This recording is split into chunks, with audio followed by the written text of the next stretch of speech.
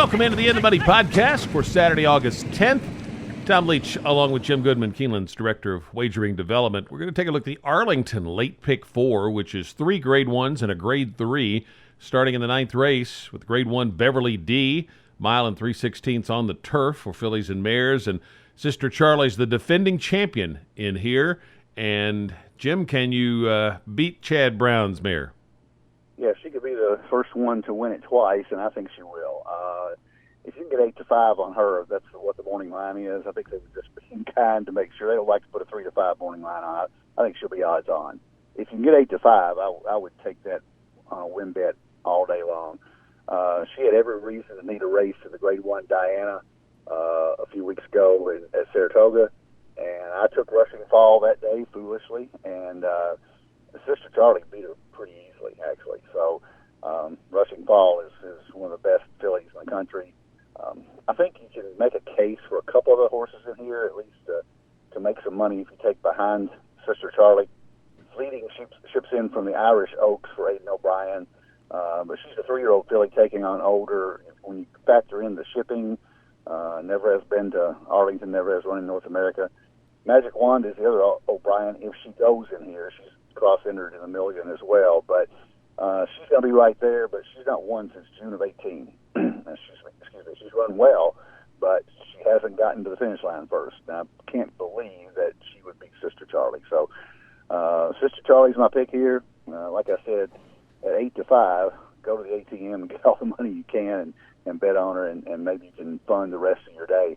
I'm going to tell everybody, too, that is listening to the podcast, if you haven't been to Arlington Park, it is one of the most beautiful parks I have ever been to. It's one of my favorite racetracks in the country. They get ignored a lot because they've got Polytrack, and Illinois Racing is all screwed up and has not funded their purses very well in the past. That's going to change. They got slots, so they've got sports racing coming up, sports betting coming up. So make plans now to go to Arlington next summer. You won't regret it. Chicago's a great city, and Arlington is a beautiful place to be. Yeah, I went there one weekend with my dad. We took in Friday afternoon at Wrigley, and then the races on Saturday, and it is a great place to watch. And this card's, no matter what other issues they've had that you went through, this card is usually a lot of fun. So good luck playing it tomorrow. I couldn't come up with anything better than Sister Charlie and the Beverly D either.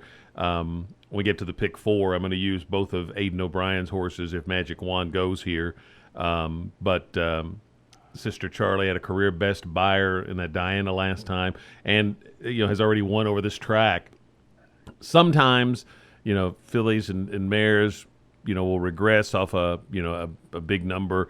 If that happened, that's why I'm going to add the 2 Aidan O'Briens just as the chance that Sister Charlie bounces or something. So, but I can't really see it. Grade 1 Secretariat is next. It's the 10th race, and they've changed this. It used to be 1.25 miles on the turf. Now it's 1 mile on the turf for 3-year-olds. And I went to Never No More. It's the one that Ryan Moore is riding, and the horse is much improved in 2 races this year, which I thought was noteworthy. So I'm going to take that one. I'm going to spread a little bit in this race. Van Beethoven, I like, and then both of the Chad Browns, Fog of War, and the very lightly raced Valid Point, but just on the chance that he's something special, I'm going to, and being from Chad Brown's barn, he could be, I'm going to throw him in as well. So I'm going to go 4 deep when we get to the pick 4, but Never No More is the win pick for me. How about you?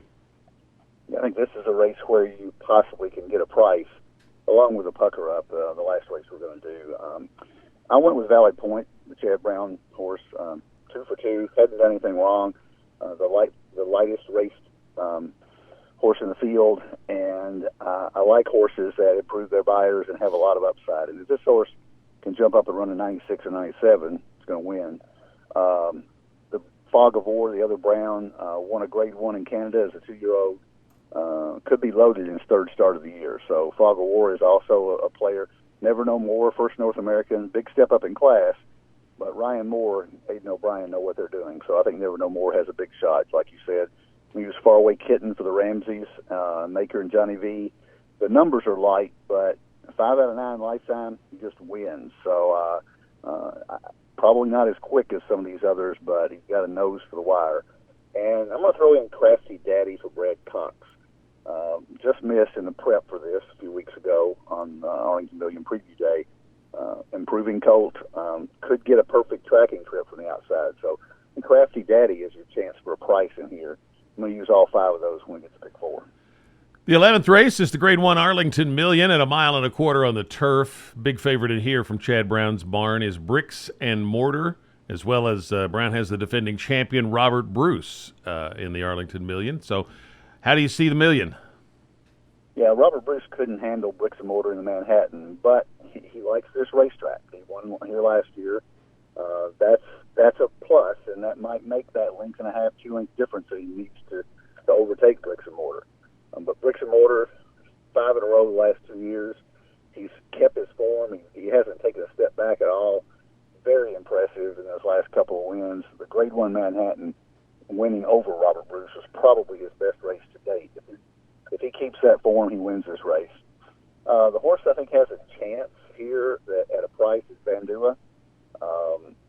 Could be the controlling speed. If he gets an easy lead, he's got 3 wins at the distance. He's faced the kind of class he needs to, and I don't think I would not play him to win, but I'm going to throw him into my pick 4 just in case Bricks and Mortar and Robert Bruce don't fire. I think that's unlikely. I think one of those 2 is the most likely winner. But Bricks and Mortar, if you put something to my head and said pick one, I'd say Bricks and Mortar. So, but Robert Bruce is a very close second. Yeah, Bricks and Mortar for me as well. Couldn't find any reason to go against him in here. Robert Bruce certainly has got a shot because of the affinity for the track. You could include Magic Wand if she goes in here. If you're just within the race, I think the 2 other Euros, if you can get a little price on them, could be worthwhile, say, underneath Bricks and Mortar in Exactas and Tries. Pivoine, Andrew Balding trains this one, and he's brought horses over here several times, and they've run pretty well in the Million, so he knows what it takes for a horse to do well here. A horse has done well at the distance. And then the 9, Intelligent, who had a few issues, I guess, with his behavior on the track up there, but hopefully has settled down. Those 2, if the price is right, could be interesting, but I don't see them as win picks. So Bricks and Mortar for me. The 12th race is the Grade 3 Pucker Up. This is 3-year-old fillies on the turf at 1 1/8 miles. And I'm going to go to the 10 Art of Almost off that last race, a 93 buyer. Steady improvement over the last couple of races. Jumped up into the mid-80s, now into the mid-90s. And if she can run that race back, it's going to be awfully tough in here. But by no means a standout for me. Cafe Americano, I like a lot as well, the 11. Princessa Carolina from Kenny McPeak's barn. Indigo Gin, who had a nice win last time. And then a couple of prices, the 12 Mercilla, the 2 Lights Camera Action, horse that jumped up and won last time. And I know when Kenny McPeak had this horse, they were high on her, thought she had stakes ability. And maybe the light finally came on last time. So at 20 to 1 in the morning line, I'm going to throw that one in there. May throw the 2 horse in as well, and when I get to a pick 4. But Art of Almost is the win pick and the Pucker Up for me. How about you? Until you got to that 20 to 1 shot, we were almost exactly the same on this race. I would the horse that you didn't mention is a horse that I really like here. Winter Sunset, the 9 horse for Wayne Catalano. Wayne is a Chicago boy. He's back home in Arlington. Really would want to win a race on Arlington Million Day, and ran right with Grade 1 winner Concrete Rose a couple of times, and also ran well in the Grade 3 Regret at Churchill Downs. So I think she fits very well with this group.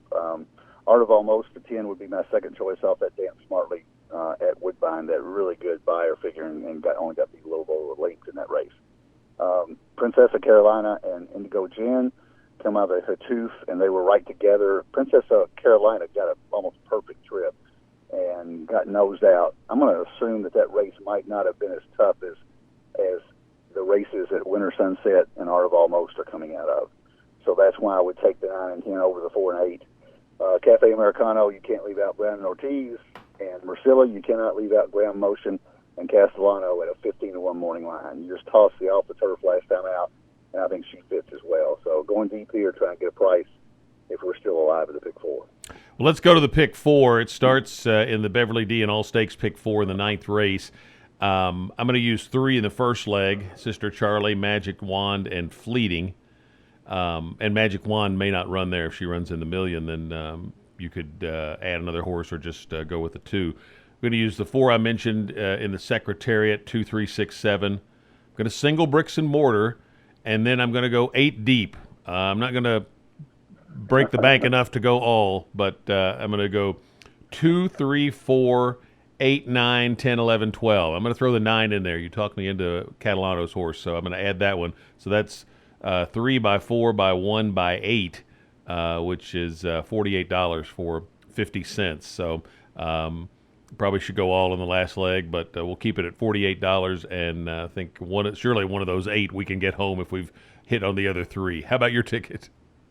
Yeah, if you go to the machine, I guarantee you going all on that. You may not want to give it out, but you're going to hit the all button if you're going to hit 8. So that ticket's more like a $72 ticket instead of a $48 ticket, but I'll put it down as 48. The Beverly D, I'm also using the same 3 horses, Fleeting, the 1, Magic Wand, the 6, and Sister Charlie, the 7. I'm sorry, I did not, I read my notes wrong.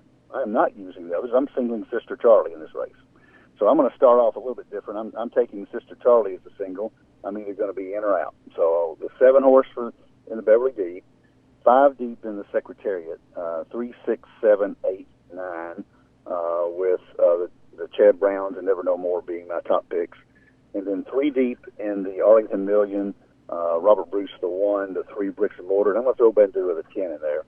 And then I am going 6 deep in the last leg, 4, 8, 9, 10, 11, 12, with the 9 and 10 being my top picks. So 7 with 3, 6, 7, 8, 9, with 1, 3, 10, with 4, 8, 9, 10, 11, 12. That costs $45. The other alternate ticket I would put out there is if you really like Bricks and Mortar and you really like Sister Charlie, you could do 7 with all, 3 with all, and that's only $54. So you get 2 chalks, and there's a good chance you're going to get a price in those other 2 races. I can't see it going chalk all the way through.